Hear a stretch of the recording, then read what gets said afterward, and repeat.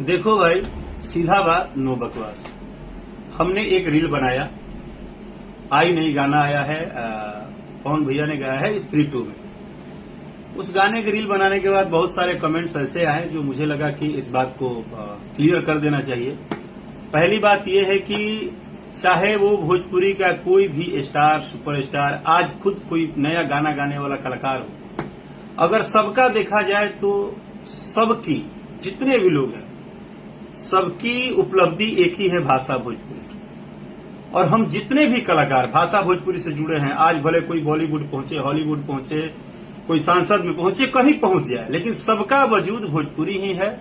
और मुझे लगता है कि जब भी हमारा भाषा नेशनल, इंटरनेशनल लेवल पे जो नाम कमा रहा है भाषा भोजपुरी, और जब भी हमारा भाषा भोजपुरी कुछ भी नया करे, तो उस समय हमें ये बात भूल जाना चाहिए कि कौन किसके लिए रील बनाया है, नहीं बनाया है, काम किया है, नहीं किया है, सपोर्ट किया है, नहीं किया है, क्योंकि उस समय हम सिर्फ अपने भाषा भोजपुरी को ऊंचाई पर जाते हुए देखते हैं। अगर आज पवन भैया कहीं भी सर्च हो रहे हैं, तो पवन भैया की सर्चिंग यही होगी कि पहले पवन भैया भोजपुरी के सुपरस्टार गाए थे, फिर उन्होंने स्त्री 2 में गाना गाया है। तो ये हम सबके लिए गर्व की बात है, आपके लिए भी गर्व की बात है। और इससे पहले भी मनोज भैया ने गाया है। आज जो मनोज भैया रास्ता बनाए, आज ठीक है वो सांसद हो गए,